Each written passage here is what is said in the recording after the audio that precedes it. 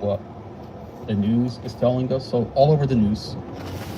So they're telling you that Latoya Crab, the prosecution office, Commonwealth Amy Ash, came out and she said, I reviewed an audio, and based on this audio that I've had since day one, I'm not gonna prosecute this case.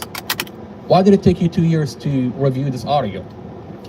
Is it that Latoya Crab, when she was finally given a bond, went home and threatened you that, hey, Commonwealth Amy Ashworth, if you don't stop prosecuting me with bullshit charges, I'm gonna release this audio that you've had since day one?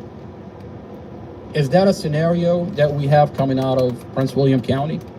That the Commonwealth attorney will not prosecute you, will take your evidence, will sit on your evidence, look the other way, hide behind that it's a sealed case, overlook evidence that you're...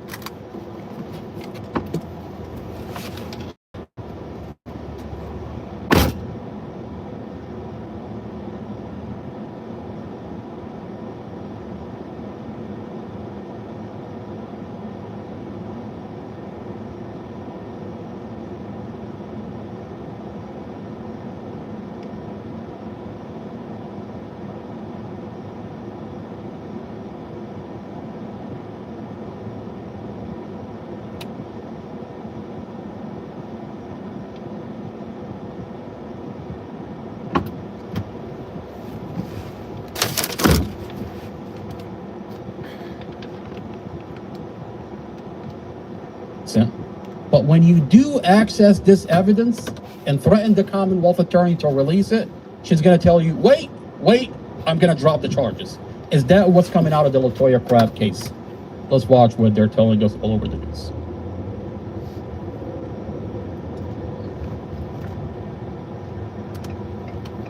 And work to get her job back.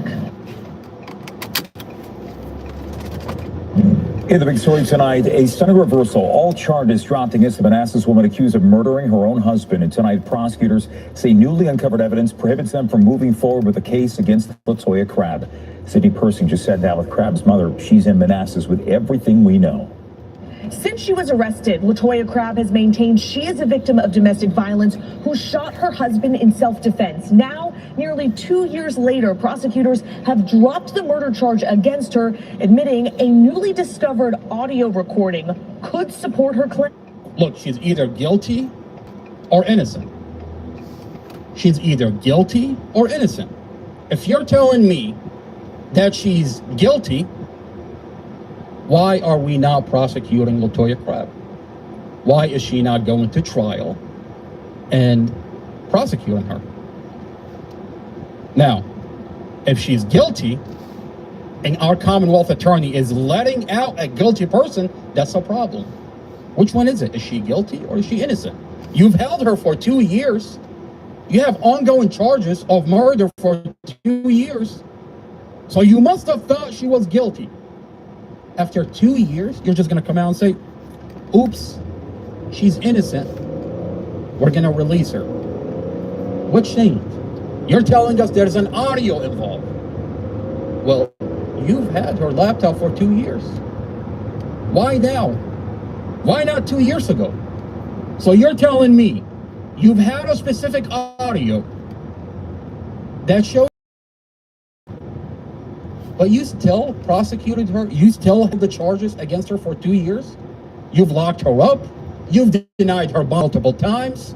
And 2 years later, why? Because Latoya Crab threatening you that she's going to release this audio? In possession of this audio? So I mean, also you're like, wait, stop. We're going to release you. But God help you if you talk. If you notice, Latoya Crab, you're not going to see her anywhere on the news. You'll hear her mother, but you won't hear Latoya Crab. And what are they threatening Latoya Crab with?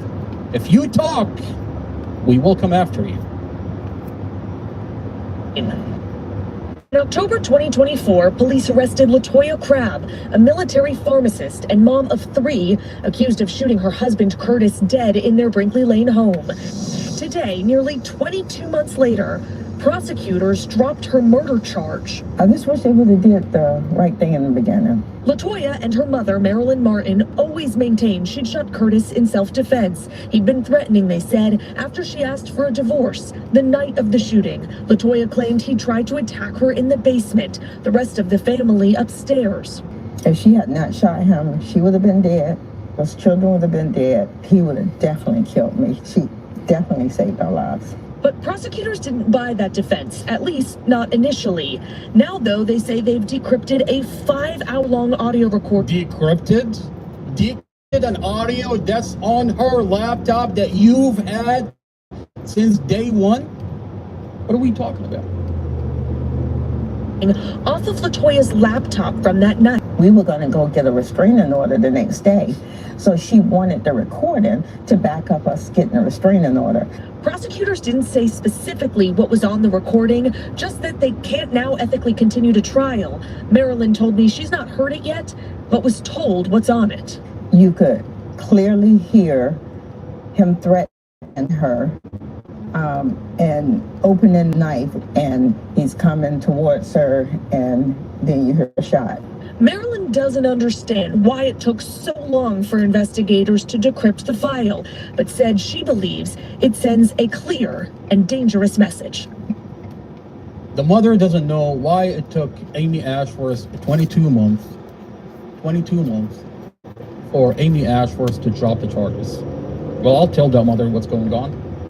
But when you shed light on what's going on in the Mustafa Alazari case, when you shed light on what's going on in Prince William County in general, that you have a Commonwealth attorney, Amy Ashworth, that hides behind sealed cases. Police department will come out, collect all the evidence, and she seals it so she can mold the case however she wants. What is going on in Latoya Crab? What is going on in the Mustafa Alazari? All over the news, they told you that Mustafa crashed the vehicle on purpose. Well, now that the file is leaked, the sealed case is leaked, we're finding out brake failure. We're finding out that Mustafa's foot is on the brake the entire time. We're finding out that the police department is using fake witnesses. We're finding out that officers are falsifying and destroying evidence. That mother, the Latoya Crab mother, wants to know what took Amy Ashworth 22 months to drop the charges. Well, ma'am, your daughter accessed her evidence. Your daughter threatened the Commonwealth attorney, Amy Ashworth, that if you prosecute this case, I'm going to release the audio that you've had since day one. You know how terrifying it is that you have to threaten your government official that they're in possession.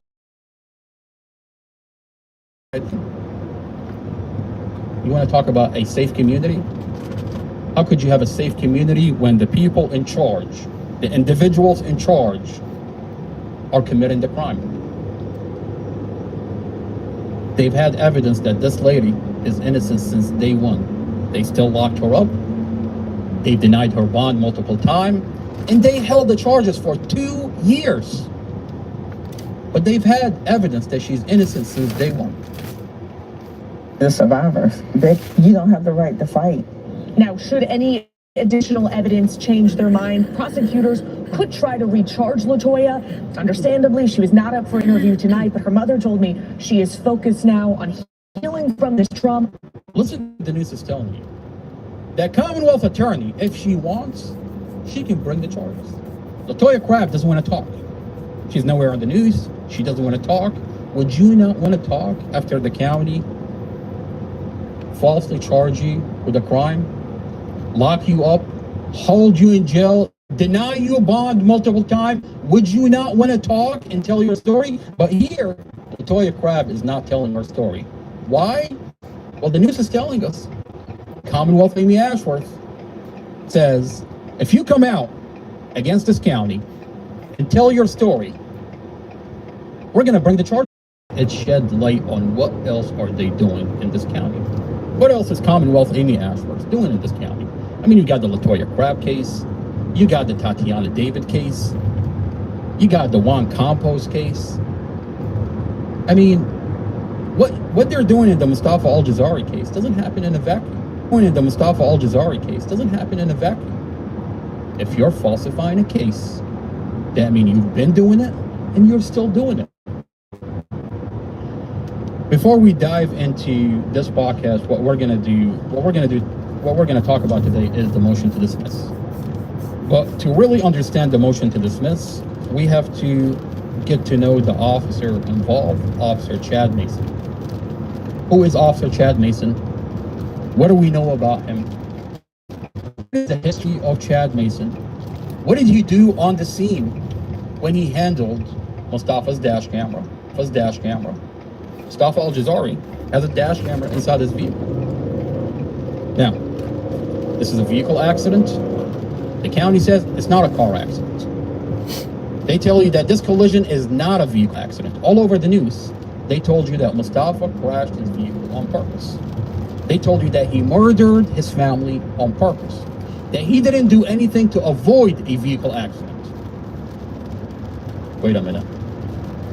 Why is it that the leaked evidence out of his file show that Mustafa's foot was on the brake the entire time? The black box inside the vehicle showed that Mustafa's foot was on the brakes the entire time. A leaked body cam out of Mustafa's sealed file showed that the police inspected Mustafa's vehicle and found brake failure. So Mustafa's foot is on the brakes the entire time, trying to stop the vehicle. The vehicle wouldn't stop because there's brake failure. And the police are telling us so. But they sealed off that material. All over the news, they don't tell you that Mustafa's foot was on the brakes. They don't tell you that they found brake failure. As a matter of fact, the police department went as far as falsified Mustafa's statements. Let's go over to the news and hear what NBC4 is telling us about Mustafa.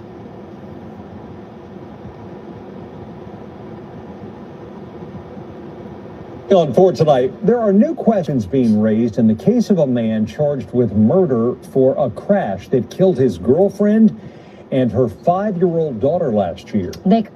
He's charged with murder, but his foot was on the brakes the entire time, and the police found brake failure. Oh, but the police department is hiding that information, hiding behind that it's a sealed case. So on the news, they're going to tell you.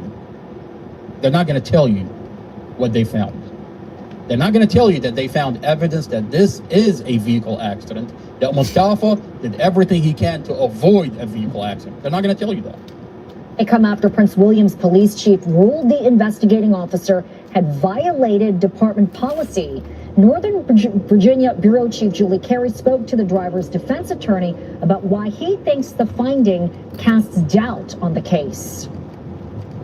Mustafa Alazari's been behind bars for almost a year now, accused of intentionally driving his car into oncoming traffic, a crash that killed Dorothy Fontaine and her 5-year-old daughter, Empress.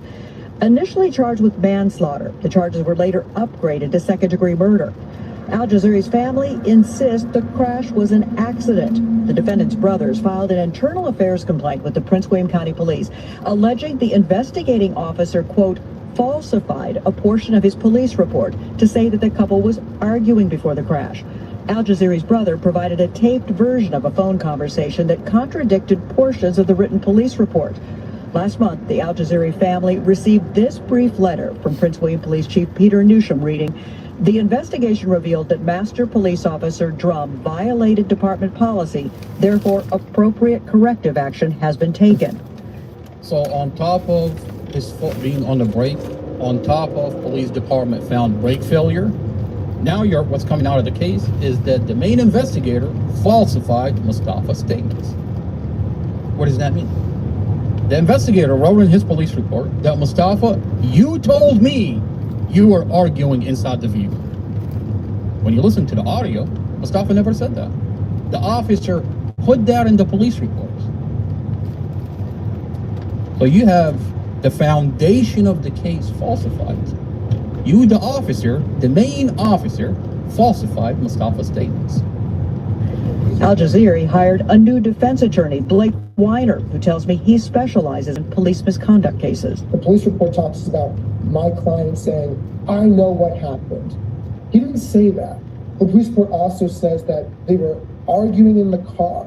He didn't say that. These are not only these material facts and material misrepresentations, they're the foundation of the government's case. Weiner says without the incriminating statement, there's no proof Alazari crashed the car intentionally. Police will not disclose specifically what led to the finding that the investigating officer violated department policy. Court documents filed by prosecutors say there is other evidence supporting the charges, including dash cam video from the vehicle, but there's no audio on the recording. You don't find it weird? You don't find it weird? You don't find it odd?